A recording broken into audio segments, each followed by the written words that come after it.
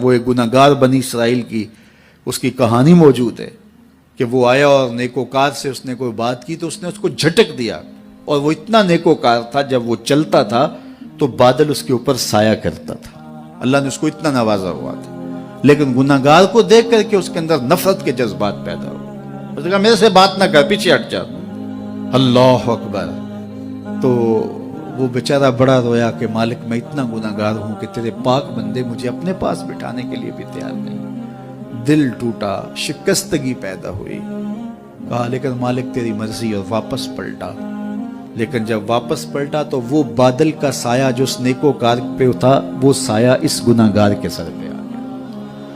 تو وہ کرم نوازی جس پہ فرما دے، اس کے سارے بندے ہیں۔ تو اللہ کو جو ہے وہ تکبر کی نیکی نہیں، وہ گناہ جس کے بعد عجز پیدا ہو، اللہ کو وہ پسند ہے۔ وہ گناہ جس کے بعد توبہ کے جذبات ابھریں، بندے کو شرمندگی کا احساس ہو۔ تو مت ایسے بنے کہ 4 نمازیں پڑھ لیں تو سب بے نمازیوں کو حقیر جاننے لگ جائیں، تھوڑا سا کام کر لیں، صدقہ و خیرات کر لیں تو باقی مالداروں کو حقیر جانے لگے۔ آپ کو دین کے کام کی توفیق مل گئی ہے تو آپ دین کے ٹھیکیدار بن کے بیٹھ جائیں کہ میں اتنا بڑا جلسہ کروایا، اب میرے علاوہ تو کوئی یہاں مسلمان نہیں رہتا، میں ہی سب سے بڑا عاشق رسول ہوں اور میں ہی سب سے بڑا مسلمان ہوں۔ نہ، ایسا نہ کیجئے۔ اللہ نے آپ کو توفیق دی، آپ نے لوگوں کو دعوت دی، پتہ نہیں کس آنے والے پہ کتنا کرم ہوا ہے۔ یہ تو ان کی رحمتیں ہیں، وہ جس پہ چاہے جیسے چاہیں برس جائیں۔ ہم کو ٹھیکیدار تھوڑے ہیں، ہم تو نوکری کرنے والے ہیں، ہم تو جوتے اٹھانے والے ہیں۔ ہو سکتا ہے کس کے صدقے میرے والد گرامی مجھے یاد آتے ہیں، وہ مجھے فرمایا کرتے تھے جب گفتگو کے لیے نکلنے لگے اور لوگوں کا ہجوم ہونے لگا، تو وہ مربی تھے بڑے، اور بڑی حکمت کے ساتھ جو ہے وہ کوئی نہ کوئی بات سمجھاتے رہتے تھے۔ تو ایک دن فرمانے لگے کہ ایک خطیب تھا، بظاہر اچھا خطاب کرتا لیکن اندر سے وہ اتنا اچھا نہیں تھا۔ تو جب وہ فوت ہو گیا تو وہ بخشا گیا، تو اس نے اللہ سے کہا کہ میرے مالک، میرا تو کوئی عمل ہی نہیں ہے کہ میری بخشش ہوگی اور میری مغفرت ہو گئی۔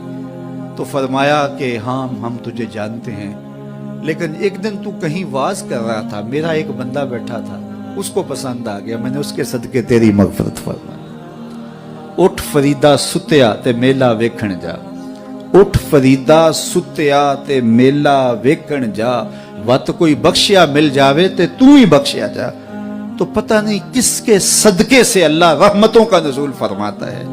بے عمل کو دیکھ کر کے اس سے نفرت نہیں ہے، نفرت تو گناہ سے ہے، گناہگار سے نہیں ہے، لیکن کوشش کی جائے کہ یہ عمل بد چھوڑ دے۔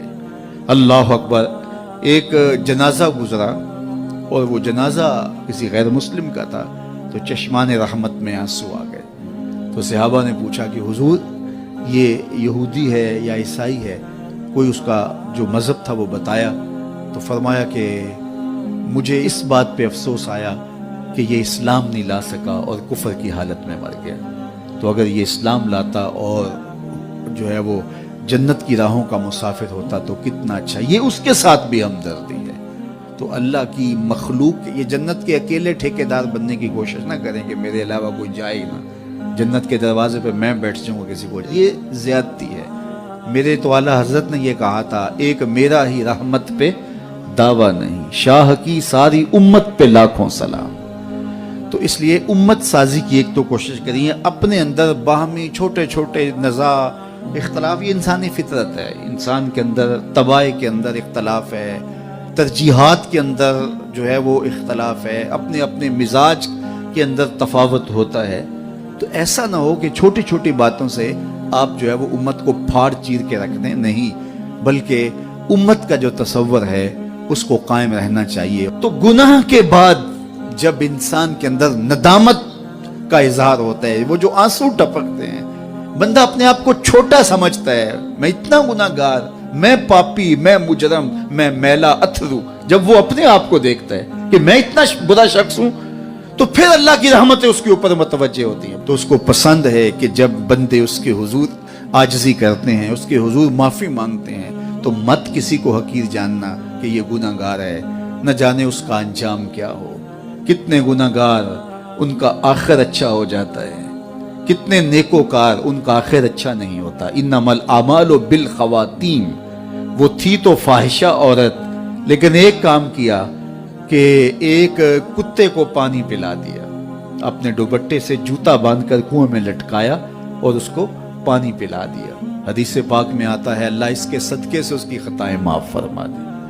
اور ایک نے بلی کو مار دیا خاتون کو، اور وہ جہنم کی آگ میں جلنے لگی۔ اس لیے کون کس کا انجام کیا ہوتا ہے؟ ہمارے بزرگ فرماتے ہیں کہ بچے سے پیار کرو کہ اس کے گناہ کم ہیں، اور بڑے سے پیار کرو اس کی نیکیاں زیادہ ہیں، اس کی نیکیاں زیادہ ہیں۔ چھوٹے سے اس لیے پیار کہ اس کے گناہ کم ہوں گے، اور بڑے سے اس لیے پیار کہ اس کی نیکیاں زیادہ ہوں گی۔ اور اسی طرح جو ہے وہ خیال کرو کہ ہو سکتا ہے اس کا انجام بخیر ہو جائے اور اس کا آخر کتنا خوبصورت ہو، تو مت کسی کو حقیر جانیے گا۔ ایک میرا ہی رحمت پہ دعویٰ نہیں، شاہ کی ساری امت پہ لاکھوں سلام۔ تو حضور کی امت سے پیار کرو، مخلوق خدا کو جوڑنے کی کوشش کرو، اور آقا کریم علیہ الصلوۃ والسلام نے یہ جو امت کا تصور دیا اور کہاں کہاں سے لا کے کہاں کہاں کے افراد کو ایک گروہ میں، ایک جماعت میں اور ایک امت کے اندر پرویا، ایک لڑی کے اندر پرویا، اس امت کو امت ہی رہنے دیا جائے۔ اللہ مجھے آپ کو اپنی پناہوں کا حصار عطا کرے۔